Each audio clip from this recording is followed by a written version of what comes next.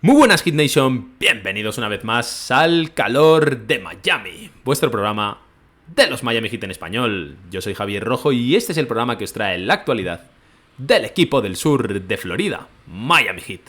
Tercer programa de la semana del draft y ya tenemos jugador, tenemos nuevo pick, Nikola Jovic con el pick 27, se viene a South Beach, se viene a Miami, con toda la ilusión cargada, vamos a ver si ilusiona más o menos a la gente en Miami.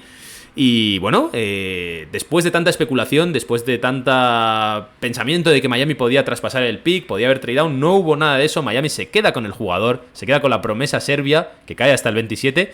Y bueno, hoy estamos aquí para analizarlo un poco, para traerlo, porque se nos escapó en el radar de posibles selecciones que podía tener Miami en el pick 27.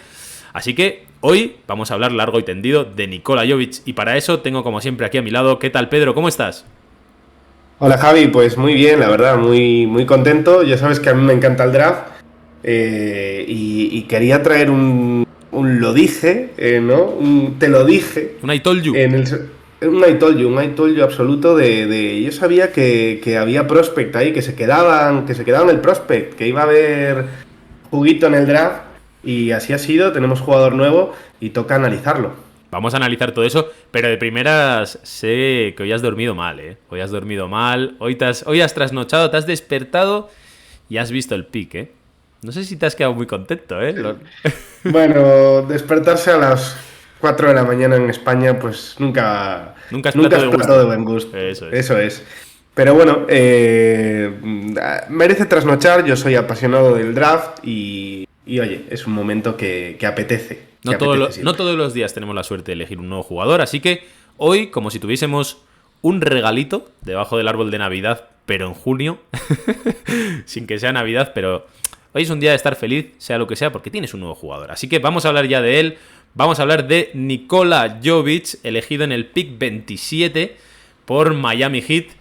Este jugador que mide 2'11", tenemos prototipo de unicornio, vamos a decir. Jugador de 2'11", pero no os confundáis. Es un jugador que le gusta poner el balón en el suelo, que le gusta tirar, que es un tirador. Y juega de posición de alero. Veremos a ver cómo se mueve esto, porque está acostumbrado a jugar de 3, pero es un jugador que ha crecido bastante en estatura, porque es un jugador muy joven. Así que ya veremos si juega de 3, de 4 o si puede llegar a jugar de 5. Y jugaba en el Mega Basket serbio, que es donde, por cierto, jugaba Nikola Jokic. ¿Qué más nos tienes que decir, Pedro? Danos un poquito de datos. Pues a ver, más allá de que tenga esos 2'11", ¿no? Ese unicornio jugador alto, es un jugador que es bastante. Tiene poco peso, es un jugador bastante skinny, de estos que dicen los ingleses, ¿no? Poco gordete, poco músculo, de 95 kilos. Y es curioso, es un jugador que nació en Leicester, en Inglaterra, pero que tiene nacionalidad serbia y se fue muy pronto a Serbia. Y un jugador además bastante precoz. Ha sido considerado pues un gran talento desde muy joven, especialmente en el plano ofensivo. De hecho, ganó el top prospect en la Liga Serbia, en la ABA, en este año. Y ya, pues bueno, profesional con la Liga Serbia cuando apenas ha cumplido 19 años. Muy importante Tenía eso, ¿eh? 18. Muy Sí, tenía importante eso de estar 18 ya jugando hasta en una el. liga profesional, que no es estar jugando solo con universitarios. Tenía 18 hasta el 9 de junio, o sea que hace escasas semanitas ha sido su cumpleaños. Debe ser, de hecho, de los más jóvenes de todo el draft. Y te doy a dar un datito, Javi. Empezó a jugar al básquet a los 13 años. Ojo, ojo, eh. Que no es hace tanto, ¿eh? No, de hecho yo me he enterado de que le gustaba jugar al waterpolo. Que igual es una tontería lo que digo, pero posiblemente. Pero el waterpolo es uno de los deportes más duros de todos, así que para el que piense que puede llegar a ser blandito, entre que es serbio y que jugaba al waterpolo, yo le veo ahí repartiendo panes como...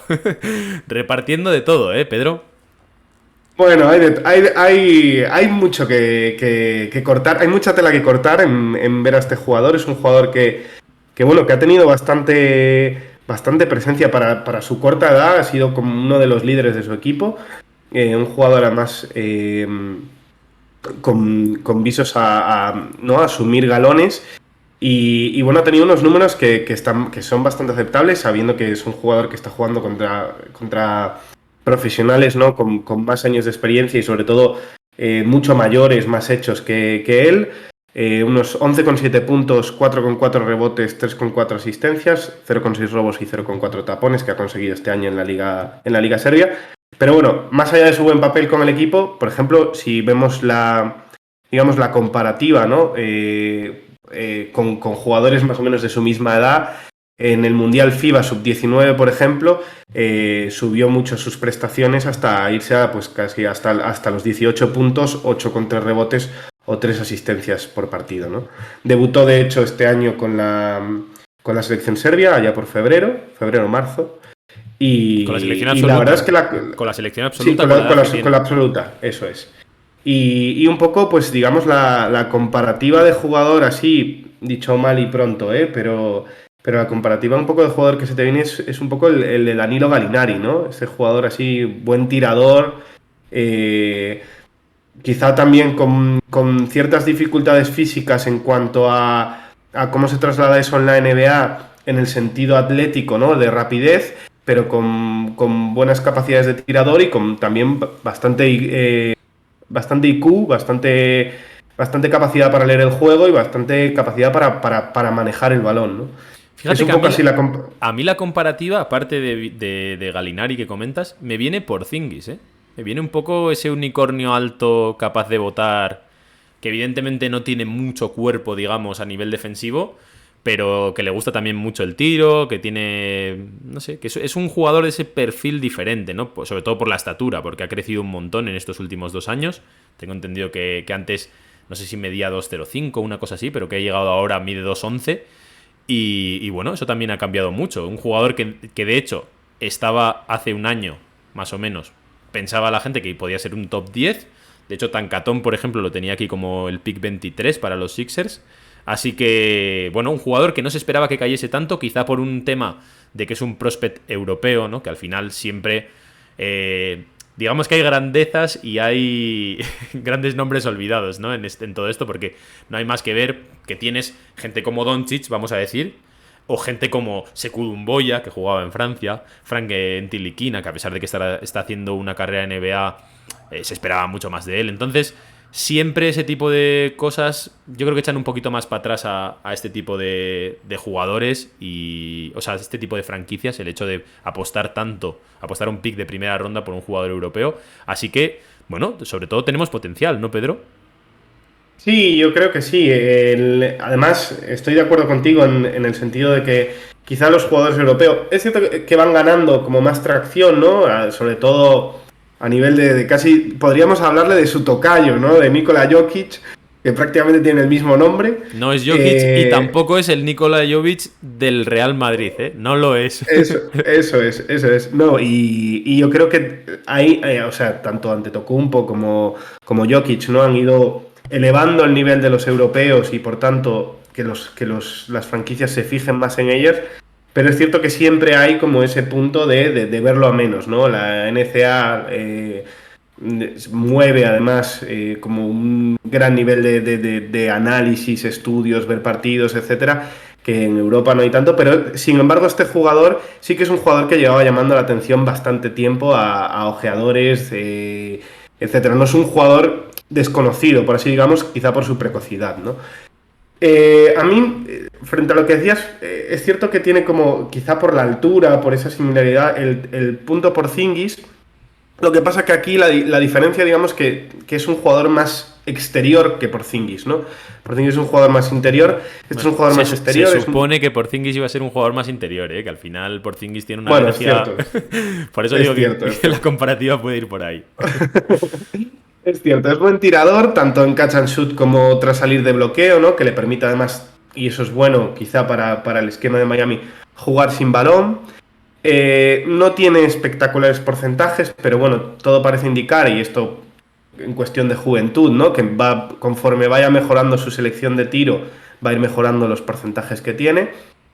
Pero bueno, maneja también bastante bien la bola, o sea, es capaz de, como decías tú al principio, ¿no? De poner la bola en el suelo, de moverse, con penetraciones que suele hacer a canasta, que si bien no es un gran, o sea, no tiene o tiene capacidad para finalizar, ¿no? Llegando a canasta. No es que sus penetraciones sean especialmente habilidosas, puesto que son como penetraciones muy rectas, no hay especiales giros ni movimientos de estos crafty, ¿no? Que dicen los americanos. Aún así es buen pasador, con mucho instinto, con más impacto quizá de lo que reflejan las estadísticas, capacidad de mover bien la bola, encontrar al hombre abierto, incluso también teniendo como agente a su alrededor, ¿no? Defensores a su alrededor. Aunque es verdad que sí que si le presionan demasiado, suele tener bastantes pérdidas.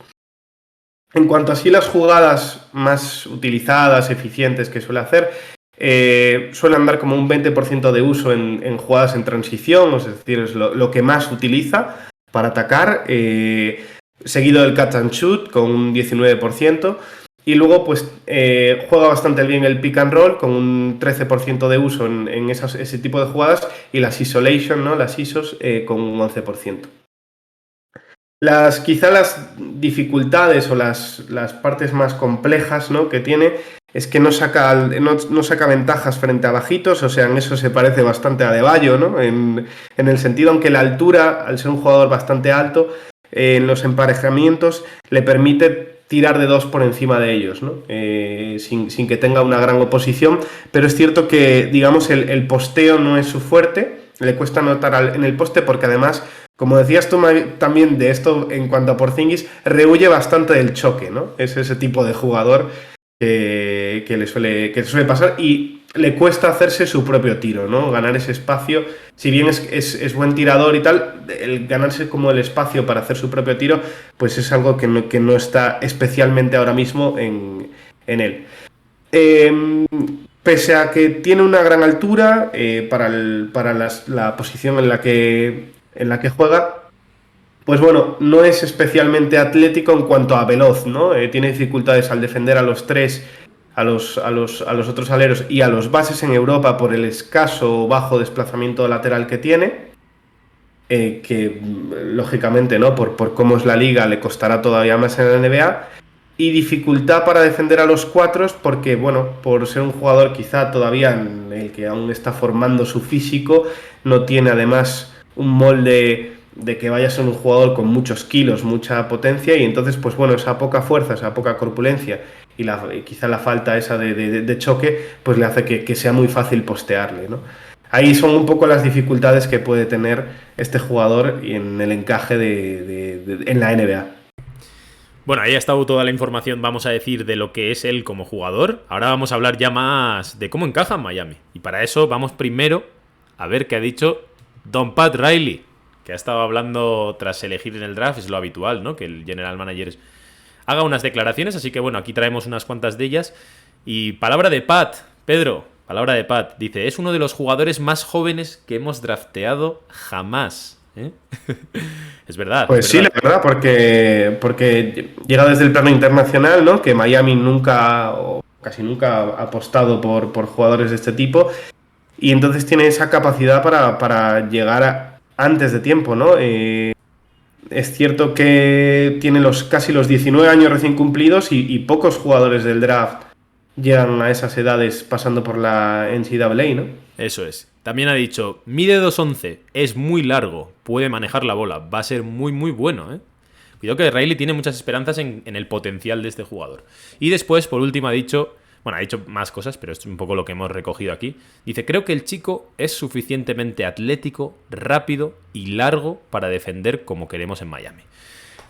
Aparte ha dicho también, por una cuestión un poco de defensa, ¿no? Que es lo que vamos a estar hablando tú y yo, ha dicho sobre todo que es un jugador que con la edad que tiene, aún, vamos a decir que con 18, 19, 20 años, aún le queda bastante para ir aprendiendo ese tipo de cosas y aprender fundamentos defensivos y tal. Evidentemente es una cuestión que hay que valorar mucho, ¿no? Si estamos hablando de potencial, no es un jugador que esté hecho quizá para tener todo el arsenal ofensivo y defensivo, pero bueno, con la juventud que tiene son cosas que puede llegar a desarrollar.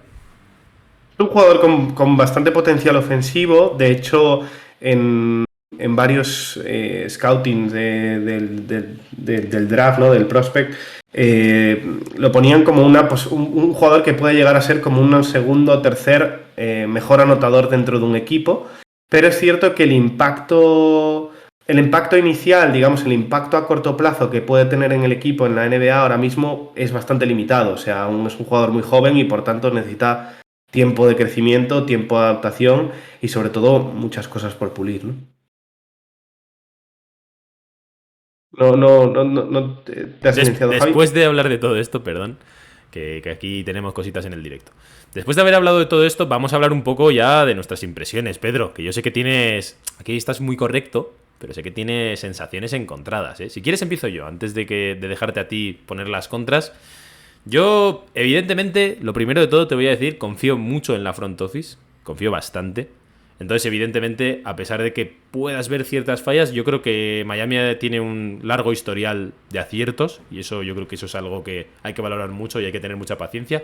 Recordad que cuando drafteamos a Tyler Herro hubo muchas críticas y mirad luego cómo salió. Y así con muchos jugadores. Entonces, yo de primeras estoy bastante ilusionado. Creo que es un jugador además que el punto de que sea europeo puede jugar a favor o en contra. Y creo que me gusta el reto, el desafío que le impone a Miami. El tema de salir de su zona de confort, porque Miami pensamos siempre que hay jugadores como muy hechos, muy NBA ready, que han pasado por todo el proceso quizá universitario y tal. Y en este caso estamos viendo un jugador totalmente fuera de lo habitual en Pat Riley, ¿no? Un jugador que viene totalmente de otro continente y jugando en otro tipo de liga, en otro tipo de estructura. Pero a mí me hace ser optimista porque, como decíamos antes, ha jugado ya contra profesionales. O sea, él juega contra profesionales y ahí está consiguiendo destacar en una liga serbia que, si bien no es la más potente de Europa, tampoco es de las más flojas. De hecho, su equipo acaba perdiendo contra Estrella Roja, que es un gran equipo europeo. Por lo tanto, bueno, hay ciertas cosas que hacen ser bastante optimista. Y bueno, primero te voy a dejar a ti hablar un poco de las sensaciones encontradas que tienes y luego te hago una pequeña réplica. Dale, Pedro.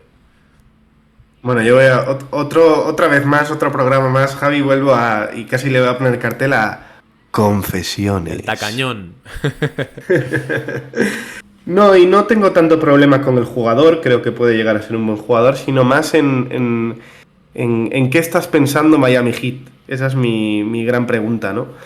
Porque, sobre todo, y muchas veces lo hablamos, una cosa importante de las franquicias, de los proyectos, es los tiempos de los proyectos, ¿no? Y de cómo enfocas o de qué tienes que hacer en cada uno de esos puntos. Creo que es un jugador que probablemente llegue a ser buen jugador ofensivamente. Tengo mis dudas defensivas y ahora vamos a ello. Pero ofensivamente creo que puede llegar a ser un buen jugador. Que puede aportar bastante, pero claro, estamos en un punto del proyecto en un modo win now absoluto, ¿no? Y considero que un jugador que todavía no va a tener un impacto muy destacado, muy, digamos, muy sobresaliente, pues al final quizá no es lo que quieras en este momento que está buscando la franquicia, en este momento que está a máximo aspirante del anillo, ¿no? Creo que los tiempos quizá del jugador y del proyecto no casan y por eso veo un poco la dificultad entiendo que pues es un jugador que además lo ha dicho Riley, ¿no? Que lo llevaban siguiendo bastante tiempo, bastantes años y que se les ha puesto en esa posición y por tanto lo han querido draftear, pero es cierto que yo veía jugadores más hechos, ya como comentamos en el anterior programa, uno de mis favoritos era AJ Liddell, que era un jugador como más NBA ready, ¿no? Que tenía quizá capacidad para aportar más desde el minuto cero. Y en ese sentido es las dificultades que veo. También me resulta, por otro lado, difícil el molde de jugador quizá con más limitaciones defensivas, ¿no? Que ofensivamente puede llegar a ser muy bueno, pero con más limitaciones defensivas, que además son difíciles de corregir. Es cierto que por lo menos la altura está, que eso es algo importante. Esperemos que crezca el cuerpo, que se adecue el cuerpo para poder coger más kilos, porque a veces por más que no, por digamos el estilo, el perfil, el molde es el que es, y por más kilos que le intentes meter es difícil llegar hasta cierto punto, o sea, te quedas en cierto punto. Pero sobre todo por el estilo de jugadores que ya hay ahora mismo en Miami, se hace un Jurseven, se hace un Tyler Herro, se hace un Duncan Robinson, se hace un Max Strus, que quizás este último está yendo un poco más aparte, pero son jugadores que tienen bastante talento ofensivo, pero que por el contrario son una liability, ¿no? Un problema en defensa que tienes que cubrir. Y me está costando que Miami se vayan. O sea, me está costando en el sentido de quizá digamos, por la experiencia que vivo con estos jugadores, son jugadores que tienen sus dificultades de asentarse en el equipo titular porque o están muy bien ofensivamente o te restan una barbaridad y no son capaces de llegar a situarse como titulares a un nivel sólido, ¿no?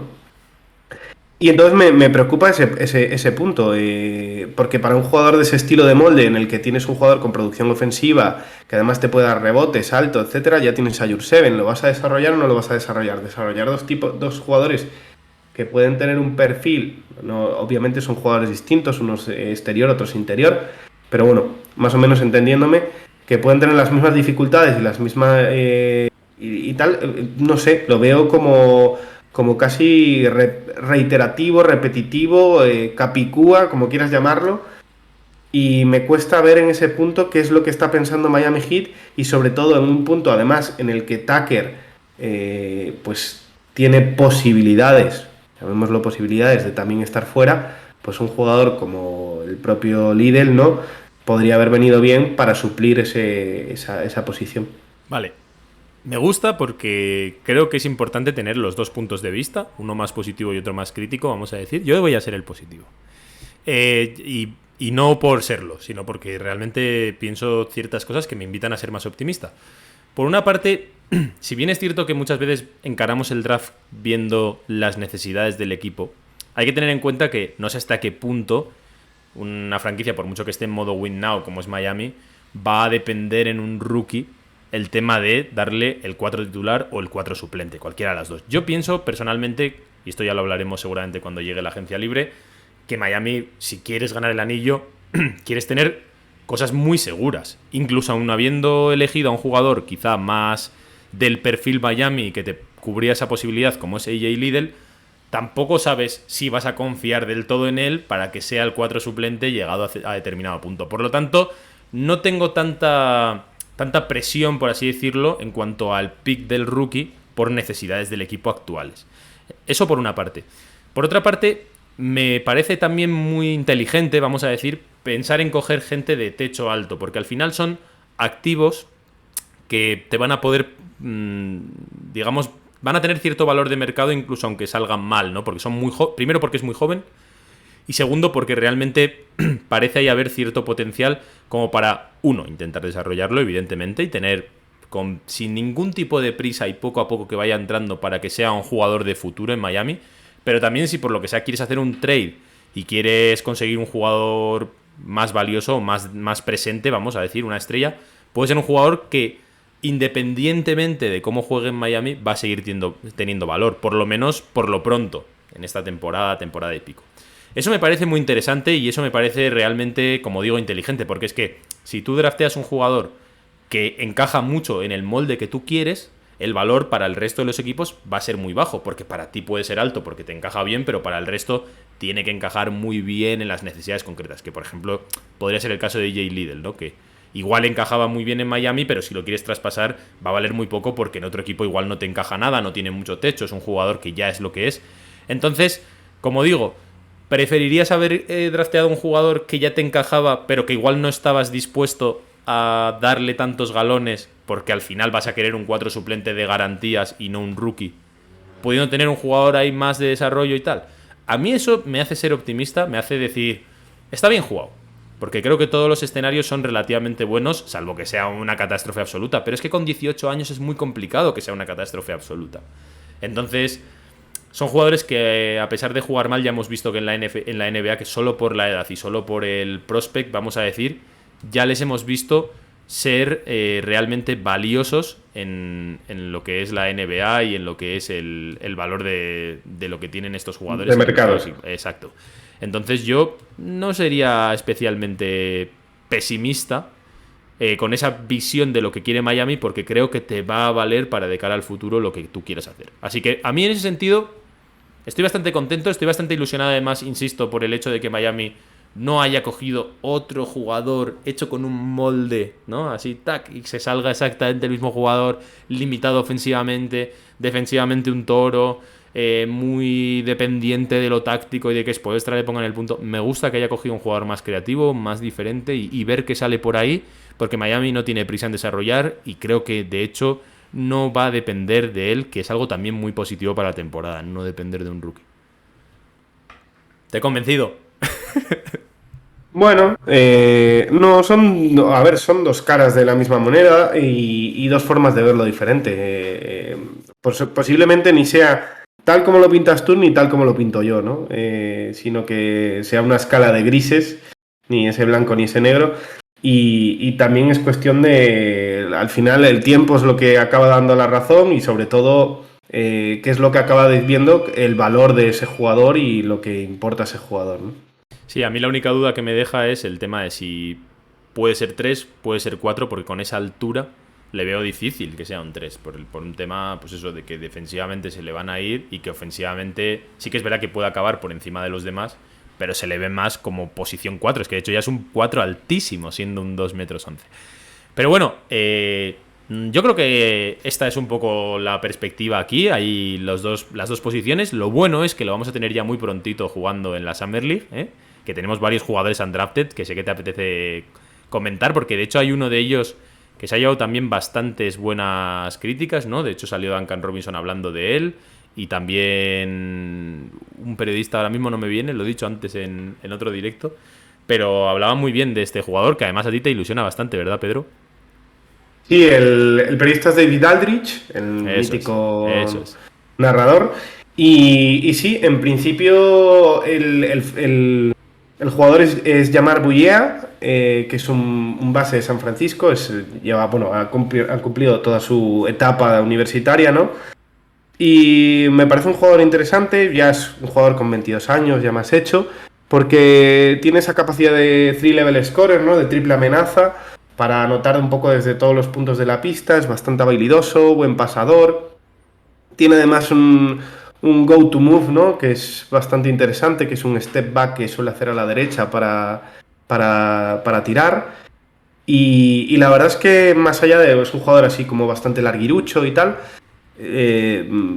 más allá de las posibles dificultades al no tener kilos, al ser un jugador muy delgadito, etcétera y tal, es un jugador que por lo menos se le ve habilidoso, ¿no? Que eso también es algo importante, tener jugadores habilidosos, como dices tú, que sepan o sean capaces de anotar desde los 3 puntos de la pista, ¿no? De los 3 puntos del ataque, y te permitan, pues bueno, de vez en cuando tener esa capacidad de un poco más de creatividad, de salirse de los esquemas y de conseguir crear juego para no tanto depender de pizarra, sino crear juego para los demás.